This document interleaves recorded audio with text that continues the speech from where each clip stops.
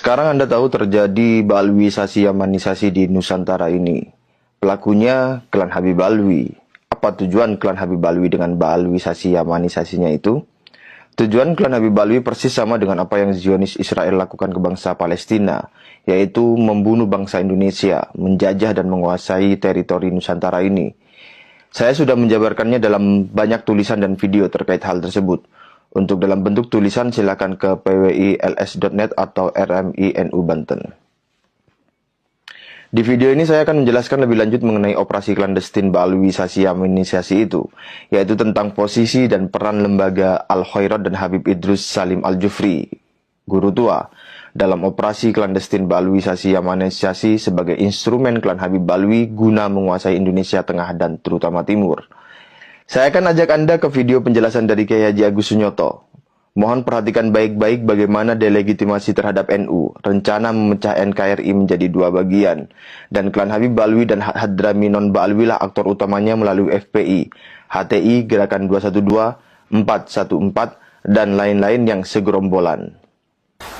Yang pertama, ini menurut pandangan saya, tahun 2014, di sebuah perguruan tinggi ternama di Jakarta diadakan seminar sejarah nasionalisme Indonesia. Ya. Pembicaranya adalah para doktor, ya, dan sejarawan nasional. Saya tidak tahu, NU diundang tapi tidak ada yang datang. Yang datang hanya reporter NU Online, Abdul Alawi namanya. Ya. Habis datang ke situ, ya, Abdul Alawi ini nunggu saya. Ketika saya datang ke PBNU, saya dilapori. Ini hasil seminar, ya, yang dilakukan di perguruan tinggi besar ini. Itu semua pembicara mengatakan dalam pergerakan nasional Indonesia, ya, perintisan mulai kebangkitan nasional sampai Indonesia merdeka, sampai membentuk negara Kesatuan Republik Indonesia, satu-satunya organisasi yang tidak punya peranan apapun NU. Ya. Jadi NU sama sekali tidak punya sumbangan apapun pada negara ini. Itu pandangan para sejarawan. Ya. Pandangan para sejarawan tentang NU. Sampai dengan sinis mereka mengatakan PKI itu aja punya peranan kok. Ya, pernah berontak melawan kolonial, melawan Belanda tahun 1926. Ya, NU nggak pernah, ya, nggak punya peran apa. Rupanya mereka sangat yakin dengan sejarah versi mereka, ya, di mana dalam sejarah versi mereka itu sumber-sumber itu kan semua tersimpan di museum-museum dan perpustakaan di luar negeri. Ya, mereka yakin orang NU nggak bakal bisa masuk ke sana. Ya. Kalaupun pernah ada yang ke Leiden, nggak bakal bisa baca dokumen itu. Nah, bahasa Belanda. Kalau ke Inggris juga nggak bisa baca itu. Ke tempat lain, ke Jepang juga nggak bisa baca dokumen-dokumen itu. Ya, pokoknya NU dianggap kumpulan orang bodoh yang asal ikut gitu aja. Itu 2014. 2015 ada satu peristiwa. Ya, NU diundang. Ya, dalam pertemuan di kafe yang terletak di Jalan Kemang Utara, ya, yang datang ke bumi. Ya. Nah, di situ yang dibincang adalah ketepatan penggunaan istilah Indonesia dan Nusantara. Ya. Mereka membincang penggunaan sebutan Indonesia itu tidak cocok karena itu bahasa asing. Yang cocok adalah Nusantara. Ya. Rupanya di situ NU diundang karena mereka menganggap NU itu Islam Nusantara. Ya, itu tanggal 17 Oktober 2015. 3 hari kemudian tanggal 20 Oktober 2015 kita diundang lagi di tempat yang sama, tapi kali ini bahasanya lain. Ya, ada 2 tema utama yang dibahas. Tema yang pertama, pembubaran NKRI. Jadi Indonesia mau dibubarkan.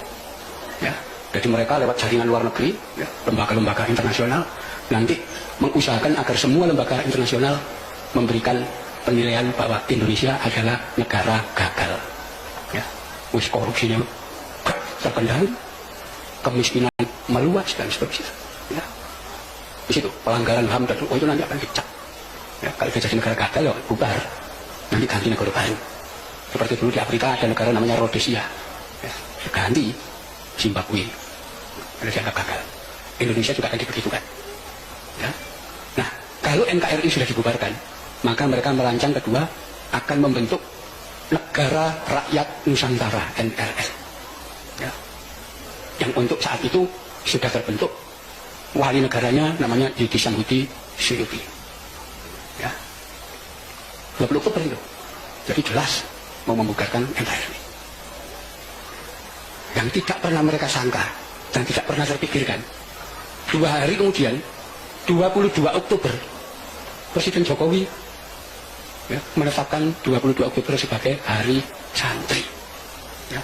Dan yang di luar perkiraan mereka, begitu Hari Santri ditetapkan 22 Oktober, pesantren se-Indonesia itu upacara bareng dan sepakat NKRI harga mati. Ya. Oh, itu rencana kacau mereka. Ya. Tapi mereka masih melanjutkan rencana itu. Ya. Salah satunya kita bisa lihat gerakan 411 dan gerakan 212. Mereka yang biayai. Ya.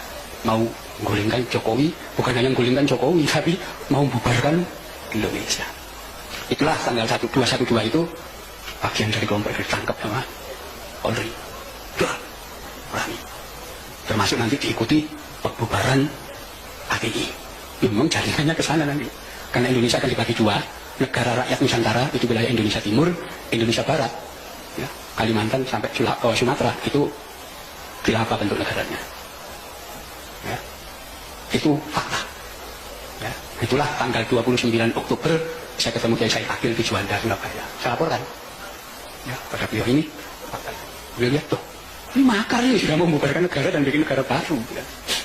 Ya.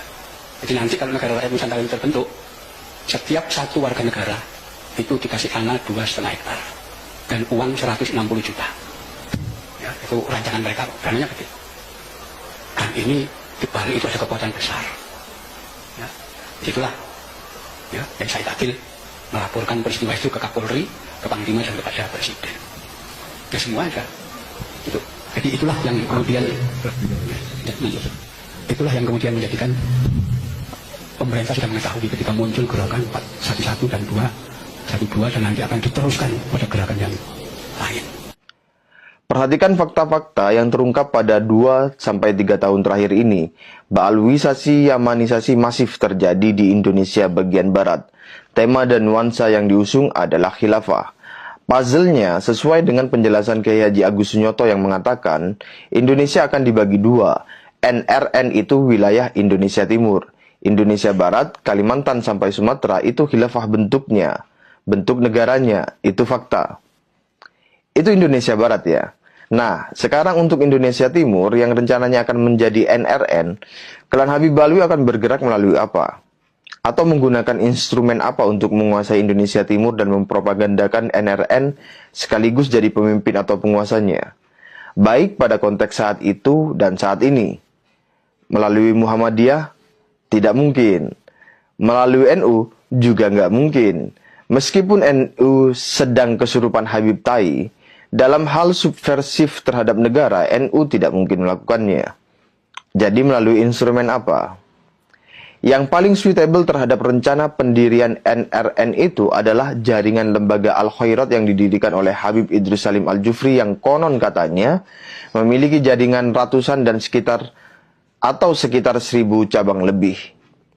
Jaringan Al-Khairat dan Habib Idrus Salim Al-Jufri digunakan untuk menundukkan pikiran masyarakat Indonesia Tengah dan Timur. Melalui apa?